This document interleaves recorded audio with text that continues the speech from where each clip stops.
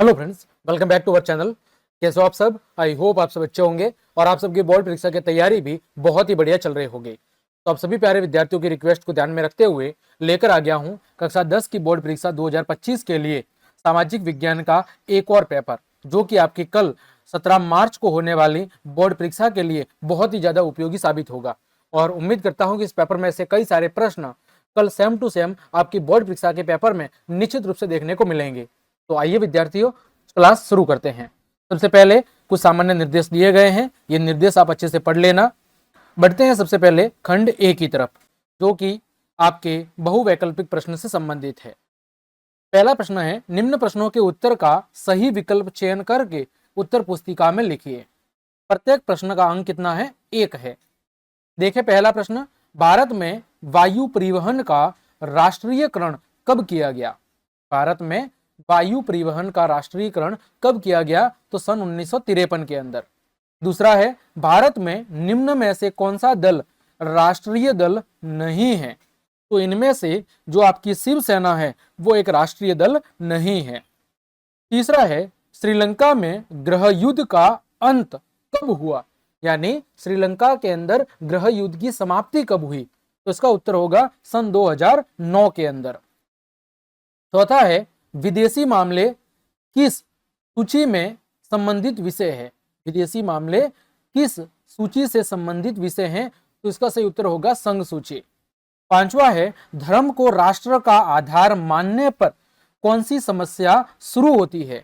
यदि हम धर्म को राष्ट्र का आधार मानना शुरू कर दे तो फिर सांप्रदायिकता की समस्या शुरू होना स्टार्ट हो जाती है। आगे छठा है, लोकतंत्र शासन की अन्य व्यवस्थाओं से बेहतर है क्योंकि यह लोकतंत्र शासन की अन्य सभी व्यवस्थाओं से बेहतर है। क्यों? यह नागरिकों में समानता को बढ़ावा देता है, बिल्कुल सही बात है। व्यक्ति की गरिमा को बढ़ाता है, ये बात भी सही है। गलतियों को सुधारने की गुंजाइश होती है, ये बात भी सही है, यानी कि ये सभी कथन सही है। सातवां है, मानव विकास रिपोर्ट कौन सी संस्था जारी करती है? तो मानव विकास रिपोर्ट ये जारी करती है यूएनडीपी। कौन करती है? यूएनडीपी नामक संस्था मानव विकास रिपोर्ट को जारी करती है। आठवां है, ऋण की शर्तों में सम्मिलित है ब्याज दर का निर्धारण, बिल्कुल सही बात है। समपार्श्विक ऋण आधार, ये भी सही है। आवश्यक कागजात, ये भी जरूरी है। उपयुक्त सभी इसका सही उत्तर होगा। नौवां है, वस्तुओं और सेवाओं के लिए जो मानक स्टैंडर्ड तैयार करता है वो कौन करता है? तो वस्तुओं और सेवाओं के लिए मानक तैयार करने का काम करता है भारतीय मानक ब्यूरो। 10वां है, जब फ्रांस छींकता है तो यूरोप को सर्दी जुकाम हो जाता है, यह किसने कहा था? तो यह कथन था, वो था मेटरनिक का। 11वां है, फोर्ड मोटर्स कंपनी किस देश की बहुराष्ट्रीय कंपनी है? तो ये कौन से देश की है? तो ये अमेरिका की है। आगे 12वां है कि रैगर मृदा किस मृदा को कहते हैं? तो रैगर मृदा का दूसरा नाम है वो है काली मृदा। 13वां है, काजीरंगा राष्ट्रीय उद्यान किस राज्य में स्थित है? तो काजीरंगा राष्ट्रीय उद्यान स्थित है असम के अंदर। ठीक है। आगे 14वां है, सीमेंट उद्योग का प्रमुख कच्चा माल क्या है? तो सीमेंट उद्योग में कच्चे माल के रूप में चूना पत्थर का उपयोग किया जाता है। 15वां है, विश्वव्यापी आर्थिक मंदी का सबसे बुरा असर कब पड़ा? तो सन 1929 के अंदर। आगे 16वां है, स्निपिंग जेनी का आविष्कार कब हुआ था? तो इसका आविष्कार हुआ था आपके 1764 में। आगे 17वां है, आधुनिक छापे खाने का आविष्कार किसने किया? तो किसने किया था? गुटेनबर्ग ने। 18वां है, वर्नाक्यूलर प्रेस एक्ट कब पारित हुआ? कब हुआ? 1878 के अंदर। आगे बढ़े, प्रश्न संख्या 2, रिक्त स्थानों की पूर्ति कीजिए। आपको क्या करना है? रिक्त स्थानों की पूर्ति करनी है। पहली खाली जगह है रजिस्टर्ड पैकेट, किताबें, अखबार व मैगजीन खाली जगह श्रेणी की डाक समझी जाती है। कौन सी श्रेणी की? द्वितीय श्रेणी की। दूसरा, खाली जगह को सुनहरा रेशा कहा जाता है। किसे कहते हैं? जूट को सुनहरा रेशा भी कहा जाता है। तीसरी खाली जगह, खाली जगह व्यवस्था में गलतियों को सुधारने की गुंजाइश होती है। तो कौन सी व्यवस्था के अंदर? तो लोकतांत्रिक व्यवस्था के अंदर, लोकतांत्रिक शासन व्यवस्था में गलतियों को सुधारने की गुंजाइश होती है। चौथी खाली जगह है, भारत में छिपी हुई बेरोजगारी, जिसे हम प्रच्छन्न बेरोजगारी भी कहते हैं, वो सबसे अधिक कौन से क्षेत्र में पाई जाती है? कौन से क्षेत्र में पाई जाती है? तो वो कृषि क्षेत्र में। पांचवा, United kingdom of great Britain का गठन कौन से सन के अंदर किया गया था? तो इसका जो गठन है वो किया गया था 1707 के अंदर। छठा, खाली जगह का मुख्य उद्देश्य अंतरराष्ट्रीय व्यापार के तौर तरीकों को सरल बनाना है। तो ये किसका काम है? WTO का, वर्ल्ड ट्रेड ऑर्गेनाइजेशन, विश्व व्यापार संगठन का जो मुख्य काम है वो है अंतरराष्ट्रीय व्यापार के तौर तरीकों को सरल बनाना, आसान बनाना। आगे बढ़े, अति लघु उत्तरात्मक प्रश्न जिनके जवाब आपको एक शब्द या एक पंक्ति के अंदर देने होते हैं। पहला है, स्वर्णिम चतुर्भुज महामार्ग या परियोजना से आप क्या समझते हैं? ये आपको बताना है। तो देखें, जो स्वर्णिम चतुर्भुज महामार्ग परियोजना है, ये भारत के 4 जो सबसे प्रमुख महानगर है, जिसमें दिल्ली, मुंबई, कोलकाता और चेन्नई, इन चारों को जोड़ने वाला एक राष्ट्रीय राजमार्ग का नेटवर्क है, जो देश के प्रमुख 4 महानगरों को आपस में जोड़ने का काम करता है। दूसरा है, सत्ता की साझेदारी का क्या अर्थ है? तो सत्ता की साझेदारी का अर्थ है कि शासन के विभिन्न स्तरों और समूहों के बीच में सत्ता का क्या कर देना? बंटवारा कर देना, ताकि सभी की निर्णय लेने के अंदर भागीदारी सुनिश्चित हो सके। तीसरा है, जातिगत असमानता दूर करने के लिए 2 सुझाव। तो पहला तो शिक्षा का प्रचार, ज्यादा से ज्यादा एजुकेशन, और दूसरा हम कह सकते हैं कि आरक्षण नीति को अच्छे तरीके से लागू किया जाए। ये 2 तरीके हैं जातिगत असमानता को दूर करने के। चौथा, प्रजातंत्र में निर्णय लेने के अंदर देरी क्यों होती है? तो प्रजातंत्र में किसी भी डिसीजन को लेने में देरी इसलिए होती है क्योंकि इसमें विभिन्न हितधारकों के साथ विचार विमर्श करना पड़ता है और उन सभी की सहमति उस निर्णय के अंदर होनी जरूरी होती है। इस वजह से किसी भी डिसीजन को लेने के अंदर देरी होती है। फिर पांचवा है, मुद्रा क्या है? मुद्रा आप सबको पता है विनिमय का एक माध्यम है, जिसका उपयोग वस्तुओं और सेवाओं को खरीदने और बेचने के लिए किया जाता है। छठा, उपभोक्ता सुरक्षा अधिनियम 1986 का दूसरा नाम क्या है? आप सब जानते होंगे, कोपरा। क्या नाम है? कोपरा। ये उपभोक्ता सुरक्षा अधिनियम 1986 का ही दूसरा नाम है। सातवां है, वैश्वीकरण किसे कहते हैं?